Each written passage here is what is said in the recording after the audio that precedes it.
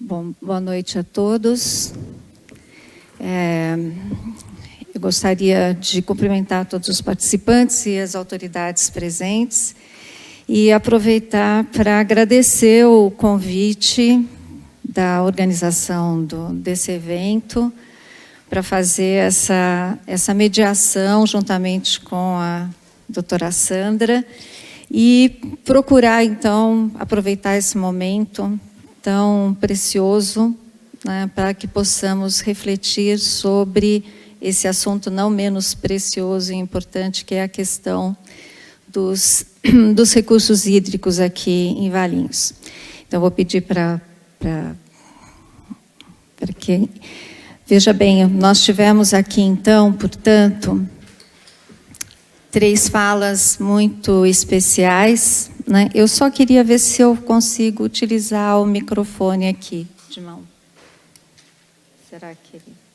Alô? Alô? Alô? Tá. Então, fica mais fácil aqui. Tivemos a nossa... Seguindo a programação do evento, nós teremos agora um tempo para os debates, né? Portanto, eu vou tentar ser bastante rápida, para que a gente possa aproveitar esse momento realmente para ver uma troca de ideias, né? Então, nós tivemos 3 palestrantes que trouxeram contribuições importantíssimas para nós, né? Primeiramente, o Dr. Rodrigo, que já há muito tempo nos acompanha e que, por diversos momentos, esteve aqui nesse mesmo plenário discutindo esse mesmo assunto da questão dos recursos hídricos. Então, do que o doutor Rodrigo nos falou, principalmente, né, sobre a questão do tempo.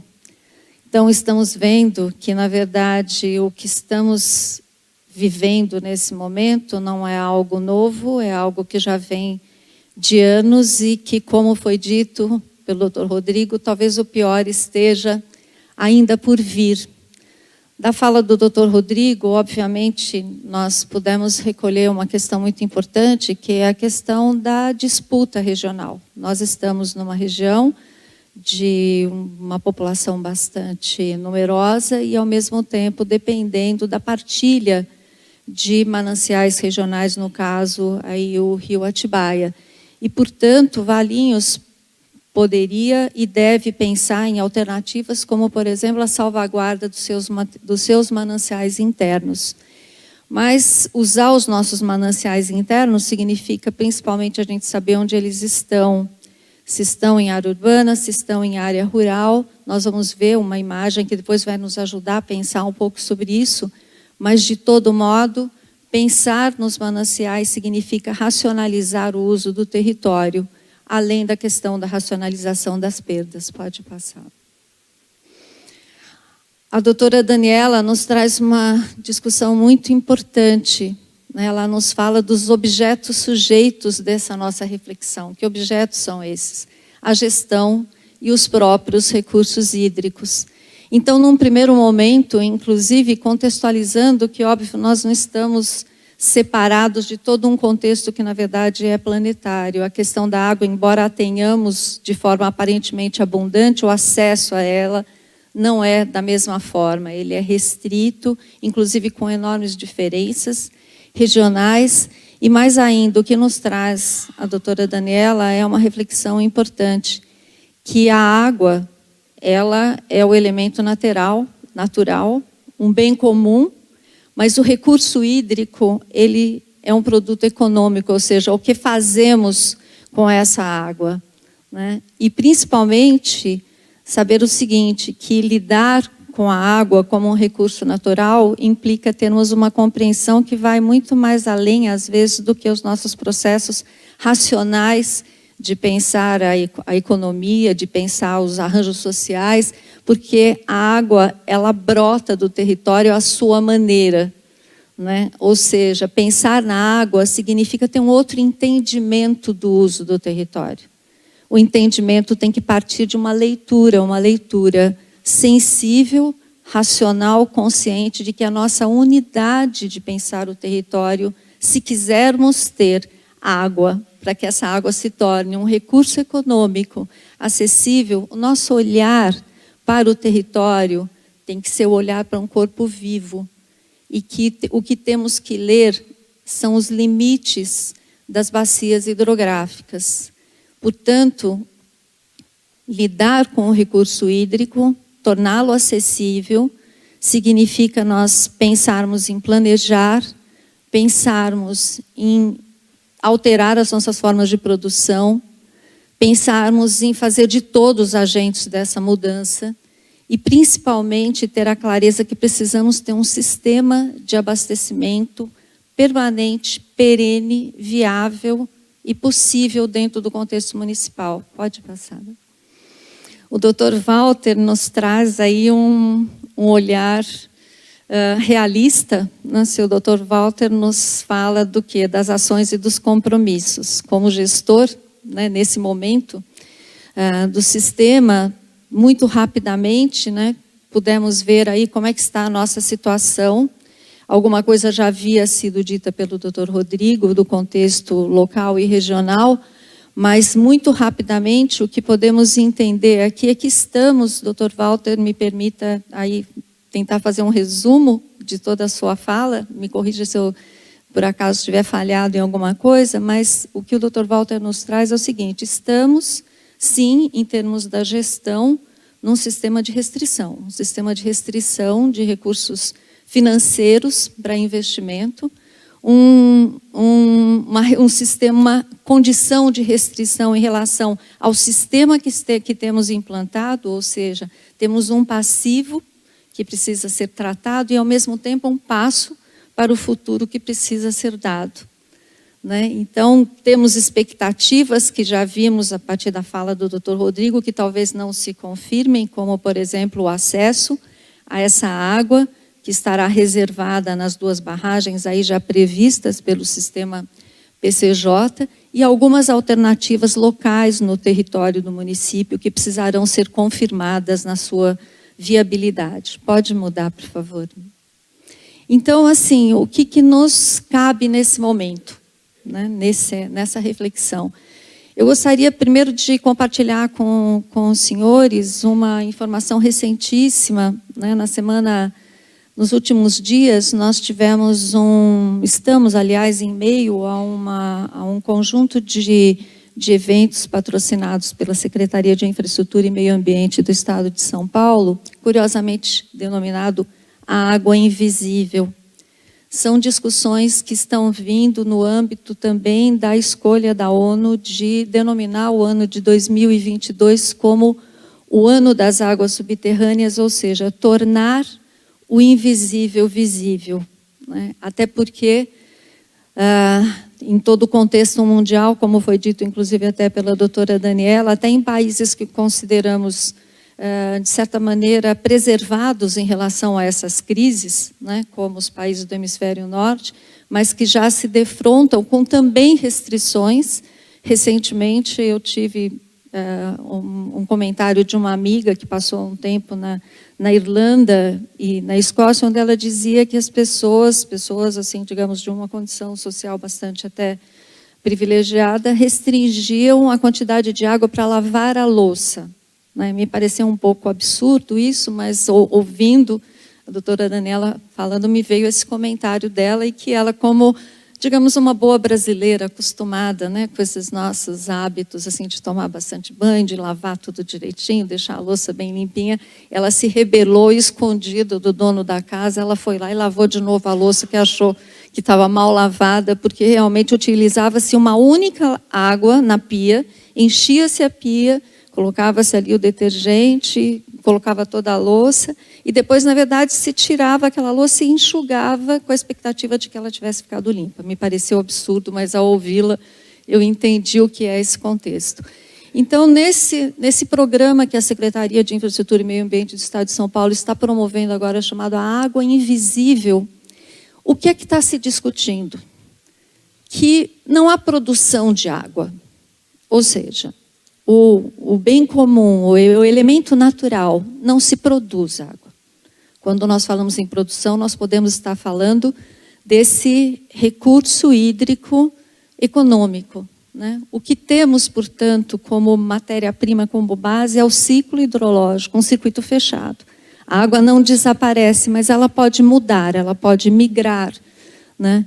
E a água é uma só. Ela não é boa nem ruim, mas ela pode se tornar uma água ruim quando, por exemplo, ela não percola no solo, ela escorre na superfície e vai gerar a inundação, eventos que nós conhecemos aqui em Valinhos anualmente. Então, sim, estamos vivendo isso. Falta-nos muito e, de repente, há excesso em lugar que não devia e onde não podemos aproveitar, enfim, um desequilíbrio desse sistema.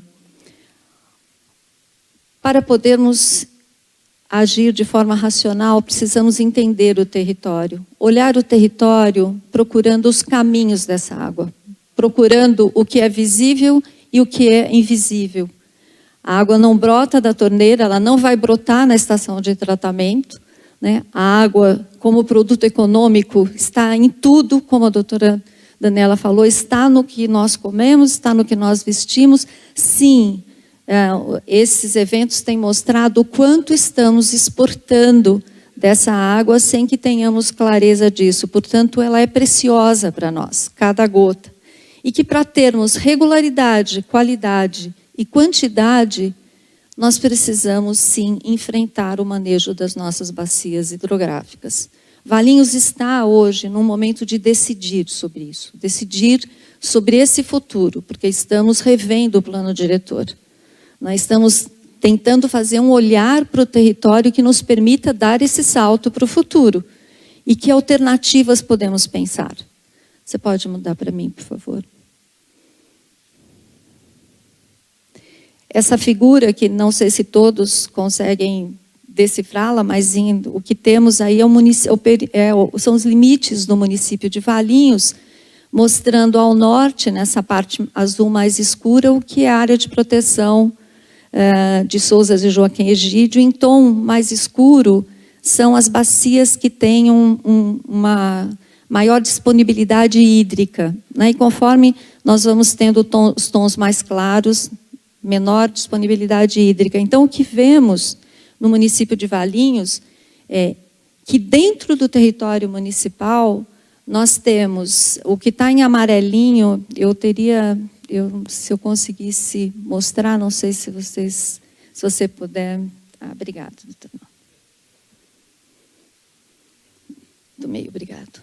Então, aqui, os limites administrativos do município, aqui Vinhedo, aqui Campinas, e essa linha amarelinha interna aqui é o nosso perímetro urbano atual, um perímetro urbano central, e depois vários núcleos urbanos isolados.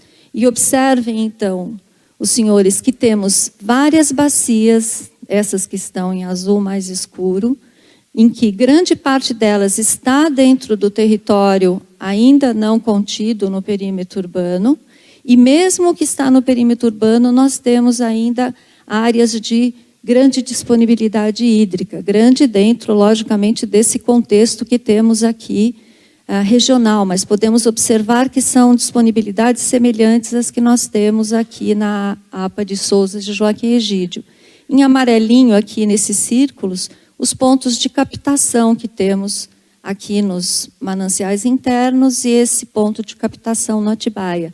Ou seja, esse é o nosso corpo vivo a pensar. Esse é o nosso território dentro do qual nós podemos optar sobre como fazer a sua utilização e como trabalhar num diálogo inteligente e de futuro em relação à água. Uma outra questão é que o nosso manancial principal, que é o Ribeirão Pinheiros, é um manancial cuja área de drenagem está contida em apenas 3 municípios, Valinhos, Vinhedo e uma parte em Campinas. Ou seja, pensando na gestão, talvez pudéssemos refletir se uma alternativa não seria esse diálogo que a doutora Daniela tão bem disse, né? Quer dizer, o diálogo, os pactos que poderiam ser travados entre esses 3 municípios. O Ribeirão Pinheiros nasce aqui, tem as suas cabeceiras em Vinhedo, depois a sua grande parte de drenagem está dentro do território de Valinhos e uma pequena parte aqui em Campinas. Pode passar, por favor. Esse slide, por algum motivo, na hora que mudamos de computador, ele não entrou, mas ele mostrava apenas que Dentro da área urbanizada que nós temos, nem toda ela é atendida pelos sistemas, né, do DAEV, então temos sistemas alternativos, com poços, enfim.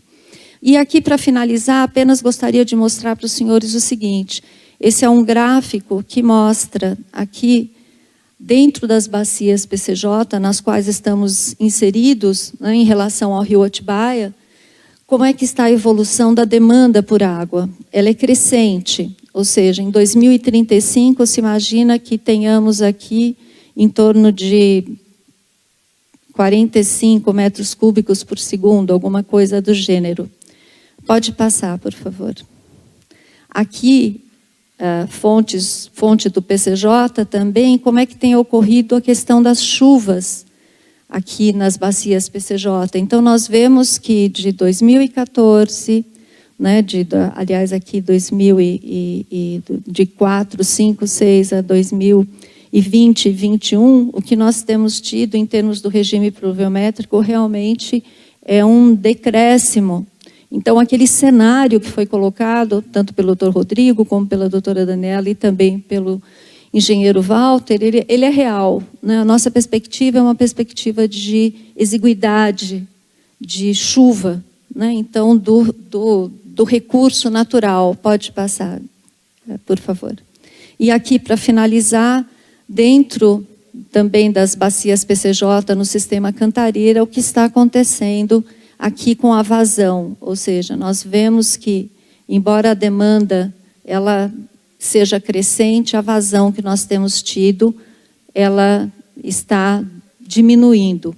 E, como último dado, dentro daquele mesmo